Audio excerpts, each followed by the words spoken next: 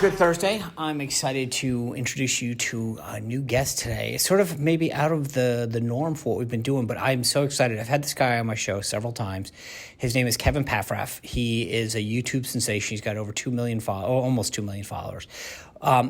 We've had him on the show a bunch to talk about the economy and real estate. He knows so much about both.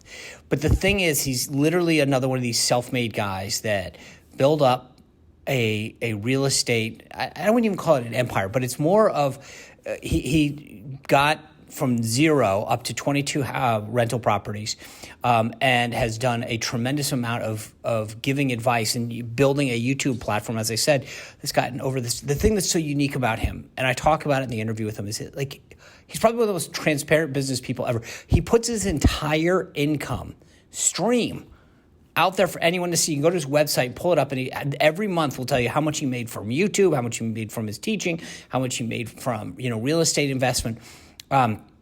He just wants you to know that he actually knows what he's doing. So anyway, it is a fascinating interview with him, because he truly kind of made something out of nothing, but not just on one front, on the real estate front, but he made it then on the social media front. And he really shows how you can adapt, how you can learn, and make something out of nothing. And the funny part about this is, I ask him, like, if you go to any of his social media sites, it's Meet Kevin, right? And I was like, okay, who comes up with that and why? He explains it all, but it's fascinating. He's really turned this into a brand, and I hope you enjoy the conversation. Without further ado, Kevin Pafrath.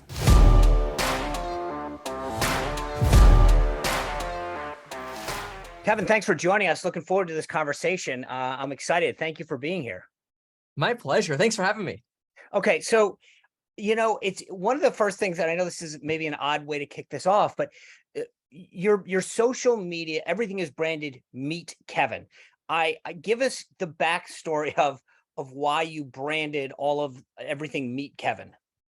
Yes, I was born in Germany, and my last name is Pafrath, which is impossible for people to apparently spell or remember. So my website, when I started in real estate, was kevinpafrath.com, and that did not work. So I found that Meet Kevin was available for like $400. I'm like, you know what?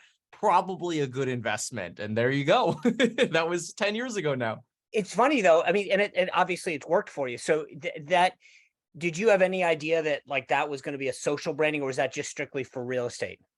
It was strictly for real estate then. I thought if people were driving by and they saw an open house sign or a for sale sign, meetkevin.com is a lot more memorable than this last name they wouldn't recognize. I think it's a lot more memorable than a lot of these other, just the more that I think about it, when I drive around and look at real estate signs now, it's always like the such and such group or whatever. It's just Meet Kevin. It's like, you can't forget that. You mentioned you were from Germany. You were born in Germany. I want to talk about a little bit about your upbringing, because obviously the goal of this podcast is to let people understand the trajectory of success of individuals. And so we'll get to that, but I want to start at the beginning. Talk me through how you grew up, in terms of your family, and did that shape your work ethic, and who you are now, and if so, how? Wow. Yeah, that's a really interesting question. So I kind of, in my opinion, grew up in this really broken household and world where we left all of our family in Germany because my mom loves to move around. And we went to Florida. We went to Aventura, but didn't want to stay there. Went to Naples, then went to, all these different cities. My mom could never stay put. That ended up leading to my parents divorcing when I was 6. But every year we would visit family in Germany. And so I had this really interesting contrast where, I'm growing up through these divorce proceedings. I'm going to 8 different schools throughout my childhood. Everything's a mess over here. No stability. We're paycheck to paycheck. I'll never forget my father and myself at the ATM, sort of by the pneumatic tubes at the drive-through at the Washington Mutual at the time. He pulls out a $20 bill from the ATM. I'm like, hey, that's enough to buy a Bionicle. And he's like, Kevin, I've only got 8 of these left. That's it. And so, my father was losing his home to foreclosure in 2003 at the time. Just absolute madness here. But the contrast was that every year we would somehow scrounge together the money to sit at the back of the plane and fly to Germany and visit the family in Germany. And the family in Germany always seemed like they had their act together, because my cousins and my uncle, they were running movie theaters, and really successful ones, obviously before the pandemic. And they were killing it. I mean, they had employees, they had managers, they had staff, they got to do cool things and entrepreneurial things. They were what I wanted to be. And they were sort of that symbol of what I wanted in my life, that stability that I didn't have. And that was reiterated through my entire childhood. And that comparison, I think, was really impactful. It's interesting. And the funny thing is, and we'll get to this, but obviously, they have a brick and mortar type model, right? So they're owning these movie theaters. And you clearly have in a different way, I think, shown that you can build outside of that without the massive employees. But I understand from your background that you get involved in real estate, or your interest in real estate starts when you move in with your now future wife, then girlfriend's family, and her father was in real estate. Is that an accurate portrayal? And tell me, if that's true, which I hope it is, then Yeah, what is it about, absolutely is. what is it about him in real estate that you find attractive? I actually didn't want to be a real estate agent. It was like, 2009 or so. I'm in high school. I was working at Jamba Juice, and my now wife, she's like, oh, I'm going to get my real estate license because my father's getting ready to retire. He can teach me some ropes, and I'll go out there and try to do some property management or real estate. And I thought, well, I'm only going to school 4 hours a day. High school's boring and making smoothies. I may as well try to upgrade my life a little bit and have at least some sort of certification, something I could fall back on. I always thought it would be a fallback job. But it ended up becoming my primary job throughout college. And as soon as I got rid of what I used to call the anchor of college, I thought I was really able to kill it, helping people buy homes. So I dabble in that as well. I own now 4 rental properties. I've scaled back just a little bit. But when I got into the market in the 90s, they were basically giving money away. I mean, Yeah. I literally bought my first house, I told people, on a credit card, and it wasn't intentional. I had invested some money as a young kid in stocks. I'd never sold a stock. I bought some, and I had developed a nice little, what would be my down payment. I went to sell it, and I didn't know at the time that you had to wait 3 days for the money. I thought you could just sell it, and then they gave you the check, or it Sure. went into your account or whatever. And I was like, oh my God, I don't have the money now for the down payment of this house I'm going to closing on. And so I realized I could actually put my credit card down in terms of getting a passionate cat. So walk me through, but at the time, then I buy my first place. Within like 6 months, the market was going crazy. They're like, hey, here's all of the, you've already amassed this equity. Do you want to use that to buy anything else? I'm like, yeah, I'll buy another house. And so I bought another. But so tell me, what was your first buying experience like, and what impact did it have on you? Oh gosh, I mean, that was huge. We thought, hey, okay, we're both real estate agents now. Let's what's the best way to sell a home when you're 18 and 19 years old? Like, how do you convince people who are usually between 40 and 65 to actually use an 18 or 19-year-old real estate agent? And I never told anyone my age. I kind of let them assume, and I tried to make myself look older, wear suits or whatever. But I thought, well, the best way to make people think I'm older is to buy a house. So we did whatever we could to find what we thought was a little fixer-upper that we could afford. We ended up finding one, and we were going to do a hard money loan. We ended up being able to get an FHA loan, but we were dead set on just doing a hard money loan from, you could just Google hard money lenders, and we were going to pay like 8 or 9% interest. Ended up getting it for, I think 4.5% interest or something like that through FHA and Bank of America, which is great. But that was huge because we actually turned that into almost like a little showroom where we remodeled it on a shoestring budget. And then we showed first-time home buyers that I'd meet for coffee. I'd go, hey, why don't you just come to my house? I'll show you the before and after pictures and what it looks like now. And I could show you how you can renovate a place inexpensively. And look, oh, wow, we bought it for 300 plus 50K into it. Now it's worth 450 or 5. Look, our net worth, 5 to 6x in the span of a year. This is amazing. And so we got really excited about that. And that ended up leading me to sort of take that excitement onto YouTube later. Right. So if somebody's right now looking to get into the market, they're a first-time homeowner, like you said, and obviously, you've now become rather successful, so you probably don't want them coming into your house. But what do you advise? Interest rates are on the rise. Money's become a lot. I mean, like I said, when I remember back in the day, like I would literally get a phone call like, hey, we appraised your house again. It's worth this. Do you want to take it out? And now, I've done enough refis and things like that. It's just not, they don't do it the same way. And so the question is, what does the first time homeowner in 2022 need to know that maybe you or I didn't know, 10 or 15 years ago? Yeah, well, the most important thing in real estate is the real estate cycle. It moves very slowly, but it moves very predictably. And I would right now follow the advice of what Jerome Powell says, which is if you're a first-time home buyer, wait for a reset in the housing market. That's because rates have gone from 2.5% in December to now over 7%. Buyer purchasing power has been crushed by 45%.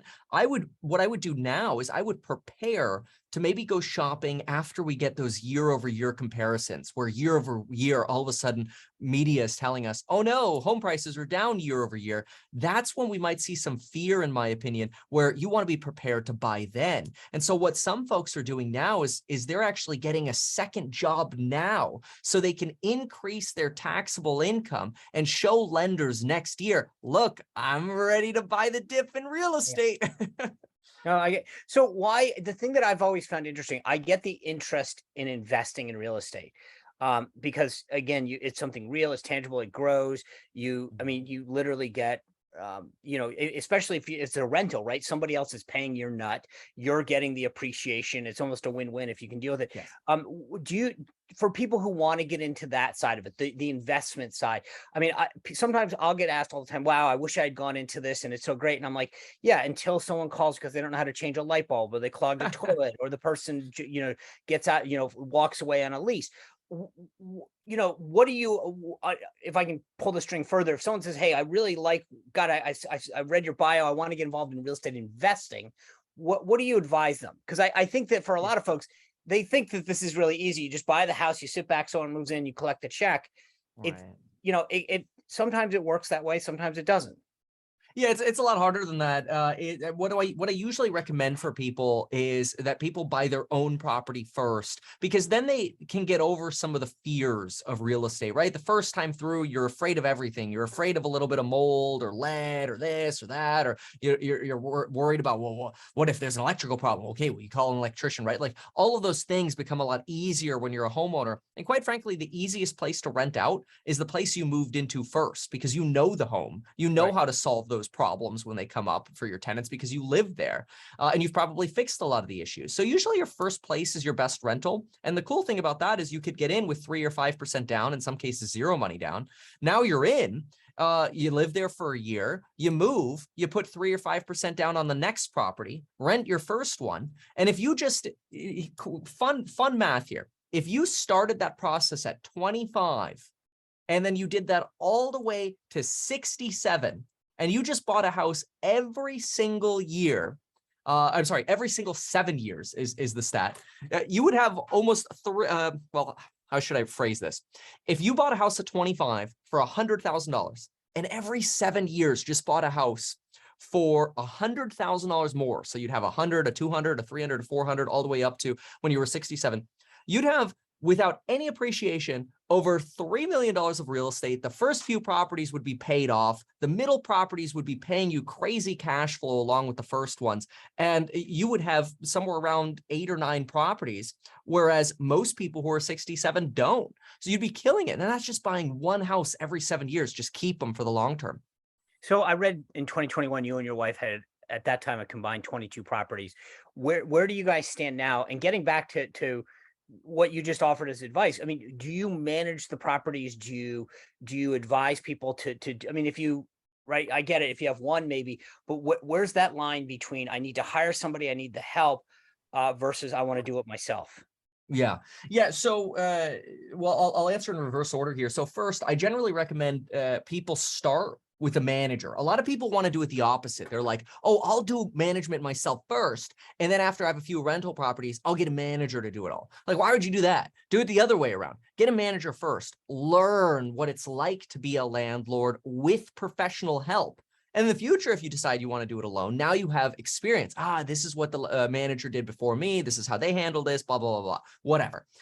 Regarding ourselves, so we ended up going up to about 27 properties, all in Southern California. And we sold 85% of them in the first half of 2022. So we kept buying throughout 2021. When we realized rates were about to skyrocket, we refinanced the properties we were going to keep in January and February. We sold 85% of the properties, so we're down to 5, in the first half of the year. And the reason for that is we're now going to take that money and throw it into this new startup I'm launching called House Hack, which is where we're going to essentially be an institutional landlord. We're going to buy and at scale in 3 to 5 different markets, buy single family homes and multifamily homes. And we're now raising money from accredited investors at househack.com. Holy smokes. Wow, you've gone fallen. So you mentioned this a moment ago. You started after you got in, you started sharing these tips on YouTube. So this is where I think this is a fascinating part. I mean, I think most people try to find success in an industry. You've kind of, broadly speaking, found it in at least 2 that I can count.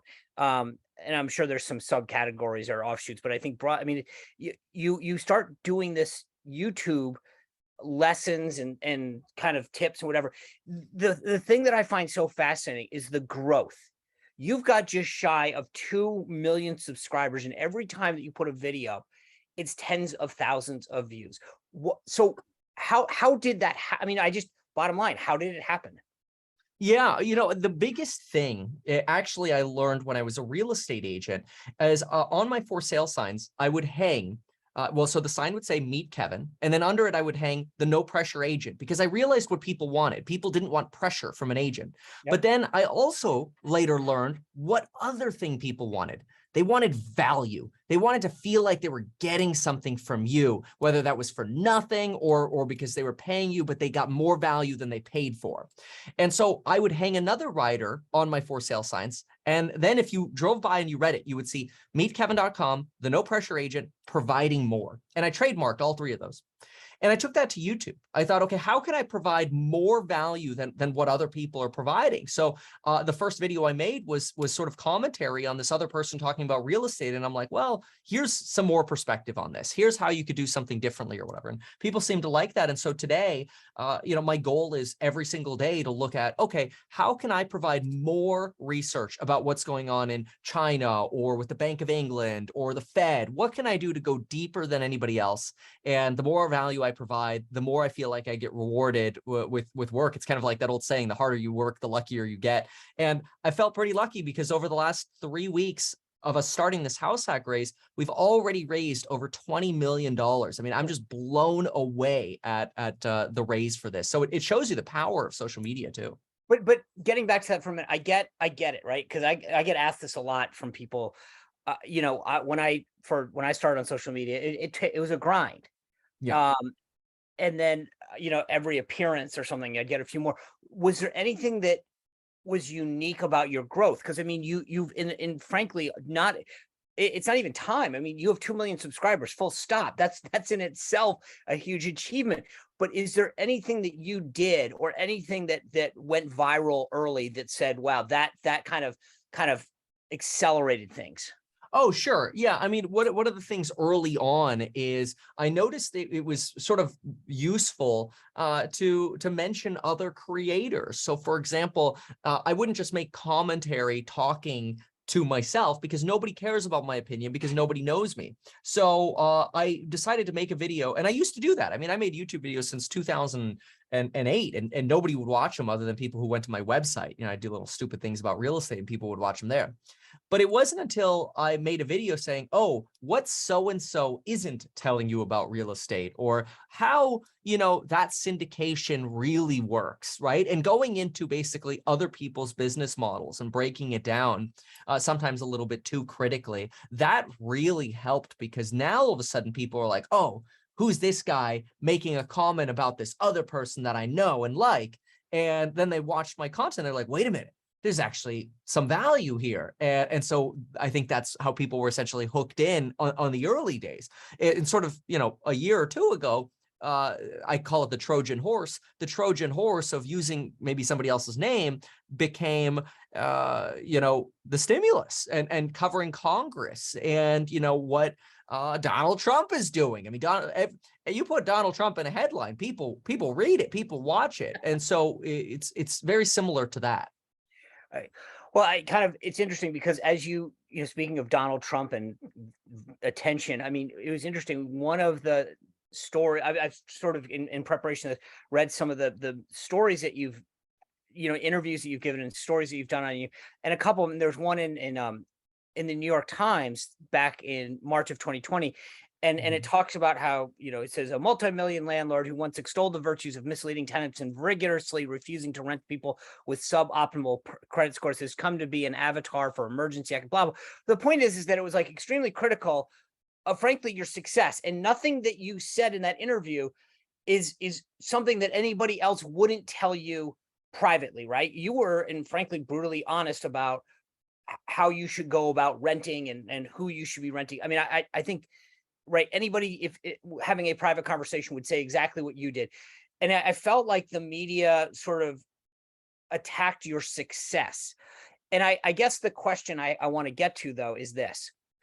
You had been successful in real estate. You were being successful on the social media front. As you delved into the media, um, did you expect maybe the blowback or criticism that you got, or did you care? But I found that fascinating as I read some of the stories, because it was almost like they were jealous. But I also felt like if you hadn't been, like, if I were doing that interview, I'd be like, okay, I'm successful. I've done this, this, and this, and I'm sure they're just gonna, thank me for my opinion. I felt like they were being overtly critical when you were being brutally honest and you were admitting, here's my success. Wow. Yeah. It's I think that is pretty regular is that, and I know I didn't expect the criticism and the attacks or hate. And a lot of that has accelerated in sort of this bear market that we've been going through, because now people, are very frustrated about the stock market or their wealth or real estate. So they are a little bit bummed because we're going through one of those cycles. And so it's amplified a lot of that. But yeah, I mean, I think with social media just comes this resentment or envy factor, where, and I don't think anybody's immune to it. I mean, any social media creator looks at another creator and says, "Wow, how come they get more views than I do?" Right? And so I've tried my best to stay out of that toxicity of relativity, I call it. I think there was a former president who said something to the effect of envy is the theft of joy. And it's very, very true. But that sort of envy is just manifested in either other people's criticisms, in via videos, via comments, or via articles. And yeah, I mean, it is what it is. And you're so right. I am brutally honest about what our policies are. We just don't rent to anybody with under a 700 credit score. And we'll do the same thing at House Hack. We'll have very stringent criteria. It just is what it But is. who would? I mean, here's the thing. That's what I thought was so interesting about, like, the sort of negative critique, and maybe you don't even read it the same way maybe I'm just sensitized to this crap. But I was like, I mean, I get a credit score on every tenant. Yeah. And that's the thing, is that sometimes we look at their income and their job stability and who they rented to last. I mean, I just can't imagine somebody being like, wow, this person can't pay their bills. They don't have a job. They have 500 credit, but let's rent to them. I mean, Yeah. only somebody in the government would probably do that. It was fascinating, I think. But speaking of backgrounds and putting things out, I I am fascinated by this. You are probably, I mean, from a transparency standpoint, you put out your income, your sources of income, your tax returns. Why? Yeah, it's probably led to even more of that sort of criticism. So Right. going to, But that's what yeah, I mean. I was looking at it, and that's the irony. They're critiquing you, but you're the only person that I've ever met in the private sector that's like, I'm just going to tell you guys everything that you need to know about it. And then they basically go, all right, well, let's critique it. And I'm like, why do you, I don't understand what's the, I mean, hey, look, I think it's unbelievably transparent. I will say this from someone who might pay to go to your course or look to you for advice. I go, hey, this guy's legit. Look at where he's bringing in, how much money he's bringing in, where he's bringing it. From that standpoint, I totally get it. I mean, there is no one that can say that you haven't been successful in each of these areas in which you compete in. So I get that. But if I were if I told my wife, hey, I'm going to put out our income and where we got it from, she would be like, wait till after the divorce. Oh no. Well, yeah, I don't know. I just thought to myself, like, hey, if I'm going to have commentary or an opinion on real estate or stocks or finances, then at the very least I should be transparent about mine, or at least as much as possible. Well, I think what inspired that was in probably when I was a newer agent in 2012 or so. I walked into a bank. I won't mention the bank, but I walked into the bank and I was going to meet with this business specialist who was going to help me, build my wealth in my entrepreneurial business or whatever. They just wanted to sell me more banking products and investments and stuff like that. But whatever. I mean, that's what banks do. It's fine. There's nothing wrong with that. But the first thing out of his mouth was, "Oh, hey, so you're in real estate? I just went through a foreclosure on my own place." I'm like, "You're going to give me advice?" Well, that's why I think, like I said, to me, I give you a lot of credit because I always joke when I go into a doctor and they tell me about a procedure, I'm like, how many of these have you done? And they're like, X amount. I'm like, great, that's all I need to know. Or, I want to know how successful somebody's been in their background. And I'm with you. Every time I turn to somebody and they're like, I'm going to advise you on X, whether it's like fitness or, real estate. And it's like, you've done what? You've sold 4 houses and you've gotten into this 6 months ago. I mean, like, I'm not really sure you're the best person. Like I said, there's no question when you see the stats that you put out, you're like, okay, yeah, social media wise, real estate wise, in terms of the classes that you have, and the income that you bring. I mean, like, it's like, okay, success. But I'm telling you, since I brought it up, is this something that your wife was like, okay, I get it, I'm cool with this, or she's like, Kevin, I don't need all my friends knowing how much we make? I think the income part, she's not so terribly worried about. I think what's more frustrating to us is that when we say something like, "Hey, we like a particular stock," and then we, a couple months later make a new video, an updated video, and like, "Uh-oh, things are changing," right? Like, for example, I'll give you a quick one, Peloton, okay? We were big on them during the pandemic because they bought Precor, and we thought, oh my gosh, they're going to get into basically Pelotoning all of strength training and hotel gyms or commercial gyms because they bought Precor. And we thought, wow, this is great. So we rode that stock from like what we owned at like $85 to like 180 at the time. We didn't sell it then. We sold it at like $100, which is still much more than where it is now. We barely made money on the thing. But when we sold, we made a video and we said, hey, like, we're selling because we think the fundamentals are changing. You've got, the treadmill death. You've got Rustgate that happened. You've got prices collapsing. You've got delivery lead times collapsing. Website traffic's collapsing. All the fundamentals of that stock were collapsing. And so we made a video saying, hey, like, this is bad. These are problems. And I talked about those on live streams and everything. But the problem is not everybody watched the follow-up video. So now you got people like, Kevin, you said Peloton was good and now it's, $20. And it's like, well, dang, I did my best to give an update, but I'm not your financial advisor. It's not like I can log into your account and go, oops, sell this, Right. Since then, by the way, I've passed my Series 65 and now we're going to be launching 3 ETFs in October, which is really exciting, the Meet Kevin ETFs. So, but yeah, it's kind of crazy. Another punch. Before I beat this dead horse to the, I just want to, does your, like, does your family, once they saw that, do family friends are like, hey, by the way, we've got tickets to the policeman's ball and the school fair? I mean, that would be the other thing I'd be afraid of, is that everyone would suddenly turn to me and say, now that we know how much you have, here's what we'd like. Oh yeah. Well, so that's a fear. And I think it's more, I mean, there's definitely the whole like, fair weather friends concern. And so it's been very difficult to have like real relationships other than relationships that we've had before this sort of social media thing, because we just can't trust the intentions. And it's really sad. I think that's similar in politics. I mean, there are people who glam on, but I get that. Yeah.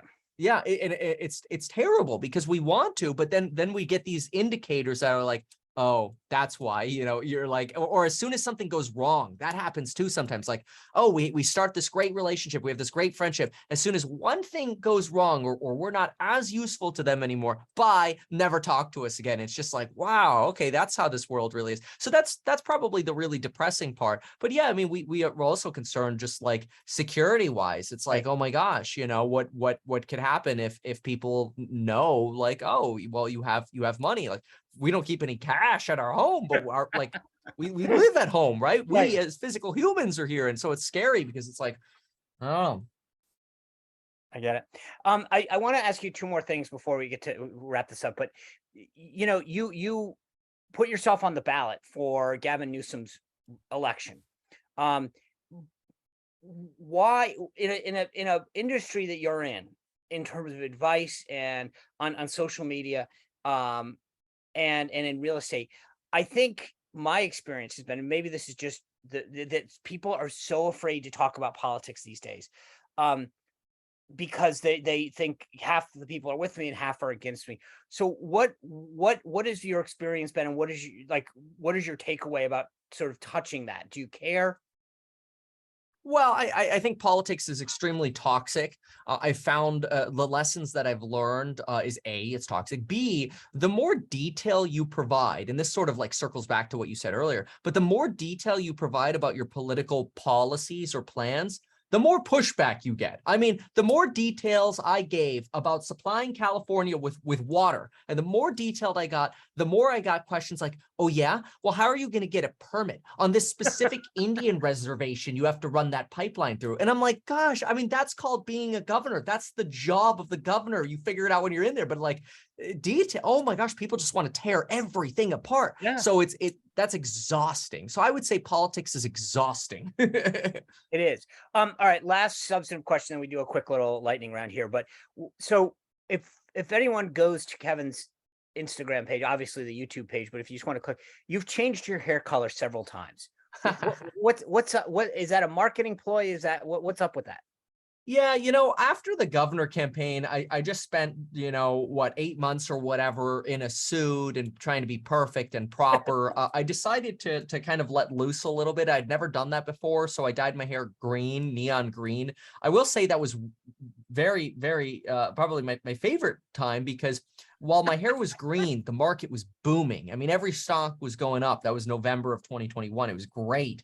And if you ever go to a club, I went to Vegas with a bunch of friends. If you ever go there, very bad if you're married, if you have neon green hair, because everybody just like is attracted to you because you glow on the dance floor. It's insane. As a side note, then, I dyed my hair red in December of 2021, that is, not 22, 2021. And the market started crashing. So everybody now associates my hair color with the state of the market. And I decided, well, I'm launching a startup and ETFs, and I'm getting into the professional world. I should probably stay away from colors. All right, maybe I was gonna say it's like a tell, that okay, red, get out, sell. Yeah, All right, yeah. before we wrap up, we end the podcast with a quick rapid fire. Trust me, this is fun and easy. You ready to go? Yep. All right, when you travel, are you the kind of guy who arrives early or just in time? Oh, well, it depends if I have a lounge access. No lounge access, I'm late. If there's lounge access, I'll come early because I'll just keep you and I should travel together. All right. Hey, you know what the trick is? First thing I ask. The trick. Is there a lounge there? Yeah, that's literally all I care about for the airport. There you go. Hey, here's a quick trick. When you land, go to the lounge on your way out and get food. Oh, I don't think I haven't used that a couple times. Or yeah, if you know that your ride's not there, you got a few hours, because why not just stay there, use the Wi-Fi, drink for free, and I'm with you. Yeah. All right. How low can you let your cell phone battery go? Oh, 0 all the time. Oh God, cannot believe that. All right. How many unread emails do you have right now? Oh, well, I will check. Let me look. It says, and I've got so many email inboxes. I'll have to read them off to you. So, okay, so we've got in investor relations, we've got 22. Meet Kevin, we've got 7 on my personal. I've got 5. So, I've got some work to do. I'm down to 50,000 unread. So, you're doing great.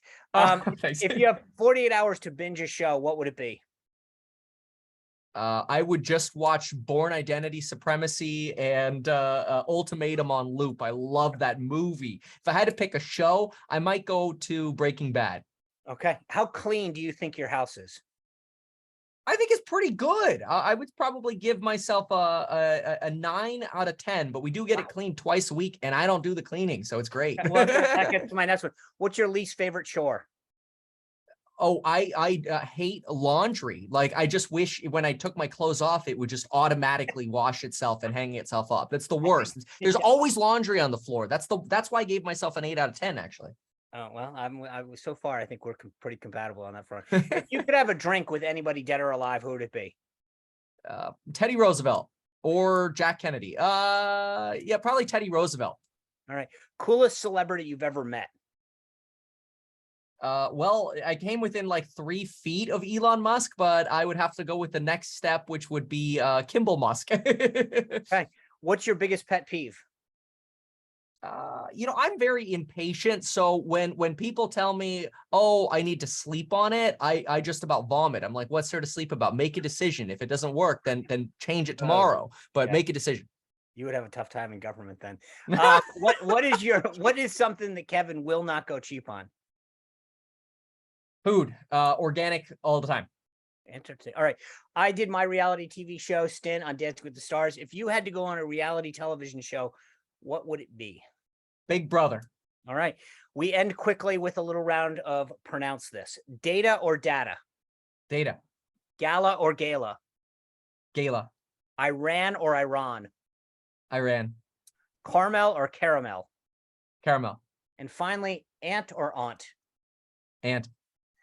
Kevin, thank you so much for joining us. This has been very insightful and informative. Congratulations on not just your previous success, but it sounds like between the ETF and the new fund, everything else it continues to head in a positive direction. And I have truly enjoyed this conversation for so many reasons. And obviously, thank you for from time to time coming on Spicer and coming and helping to break down what's going on in the market. It's super insightful, and I think you do it in a very unique, instructive way. So thank you for all of that. Thank you so much. Happy to be here anytime. All right. I'll talk to you soon.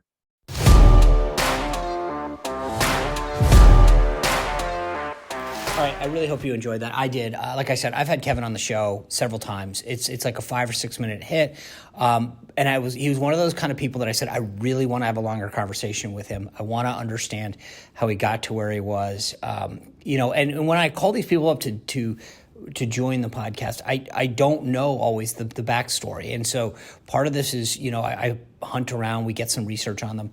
And then it's really fun to delve deep. And you heard my reaction. I mean, I can't imagine posting all of my income and my finances up for the world to see, but he does it, and he does it for a reason. His wife is cool with it, and I couldn't imagine doing that. Anyway, just a fun guy to get to know. Really great to see everything that he's done, how he's done it, and just again proof that you don't always have to have the most amazing plan or the lineage to go off and kill it in politics or real estate or sports or whatever it is. We talked to some of these folks the last few weeks, but I just love his story and love the success that he's had and the way that he approaches doing everything. And I also thought that was funny. I mean, he's one of those guys where he knows what he's talking about. He has proven it, and he lets you see it and know it. So again, phenomenal person. I hope you really enjoyed the conversation. Please continue to share, like, review. Super important. I will see you on Monday.